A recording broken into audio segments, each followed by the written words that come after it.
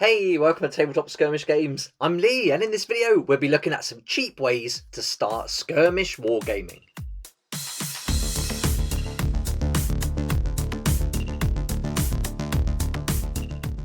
Skirmish Wargaming is a super fun hobby. It can be expensive though, especially if you play the big name games and like to collect lots of the miniatures. But wargaming can also be extremely cheap and sometimes even free. So in this video we'll be exploring 10 ways that you can save money and get started with Skirmish Wargaming for cheap. Before we get started, I'd like to say a huge thank you to today's sponsor, Brutality Skirmish Wargame by Scott Wainwright. This is an awesome RPG light versus solo co-op game where you can play any models in any genre, and I've got some videos on the channel already where I did a battle report and a full book review if you'd like to check that out. Let's get started with money saving tip number 1, and that's to start with free PDFs. I love the game Warcry. It's what got me really into the hobby and what helped me to start the channel, and it's a great game. But man, there's so many books and they certainly build up over the years. You get different books for different factions, you get an annual, you get different games with core rules, and so you can get lots and lots of books. You don't need them, but the temptation to buy them is strong. An easy way to resist that temptation is to start off with a game where you can download a free PDF to play. One Page Rules has lots of games. You can even play Open Fire, which is from Flames of War, and here's the simple rules for playing the game. This is a really fun game, and it's a World War II game with tanks and soldiers, so really good fun to play. I haven't tried this yet, but I've heard a lot of good things about Battletech, and I also understand that you don't need a lot of miniatures to play this, especially with some of the modes where you may only need a couple of miniatures each. Here's another one, similar to Gaslands, but a different game called Blood and Rust.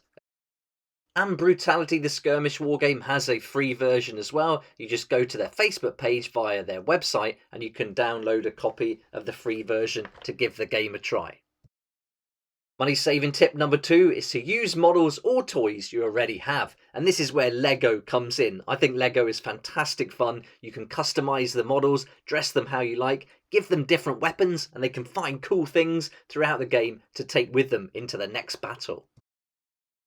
The cheapest way is to draw some miniatures, get some card, draw some pictures on there, can be as simple as you like, and then pop them with some blue tack, or if you've got any spare stands you can stick them on there, and then that's a great fun way because you can really customize your own little fighters, and if you've got kids it's great fun to draw them yourselves.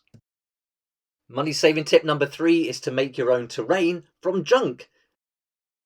I took this Hoover, dismantled it completely, and with a few glue sticks and some paint I already had in the house just from decorating, I made this generator and comms tower. Super quick and easy and almost free.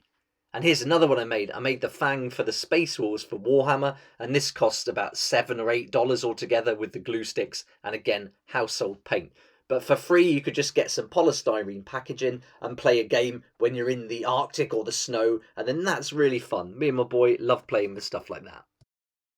Tip number 4 is to buy indie games from Wargame Vault, and Wargame Vault has got thousands of books on there that you can download as a PDF, you can order as a print to order, hardback or paperback, and the variety of games here is just amazing. There's got to be something there that you like, and it's a great way to support independent game creators and authors. Number 5, choose games that use limited models. Now, Underworlds from Warhammer as an example, you can often just have 3 per side, but there's going to be loads of games available at Warhammer Vault where you can just choose 3, 4 or 5 miniatures in a skirmish game, and then you don't have to buy a load of miniatures then. You could literally just get one warband and then play against your friend who's got a warband and you're good to go.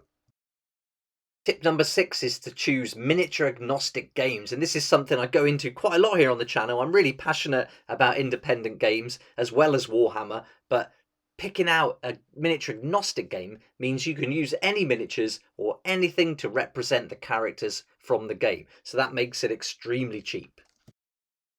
Tip number 7 is to buy cheaper minis from other game lines. Now, Reaper Miniatures is somewhere I went when I used to play Dungeons and Dragons, and I've got Mr. Bones there, and we've had tons of fun with him, and he's £2.75, so really cheap. I've got quite a few of these models actually. There's the Dwarf Fighter Falumbler, who we call Worf the Dwarf in our game, and he's been on many adventures with us too. So yeah, this is a great resource. You can often get these even used and cheaper than the prices you see here. Tip number 8 is to buy cheaper starter sets from bigger brands, and the obvious go-to here is Games Workshop, where you can buy Warhammer 40,000 Recruit Edition for £32.50, get 20% off online retailer, and you're getting 2 sets of miniatures, rules, and everything you need to start playing a game.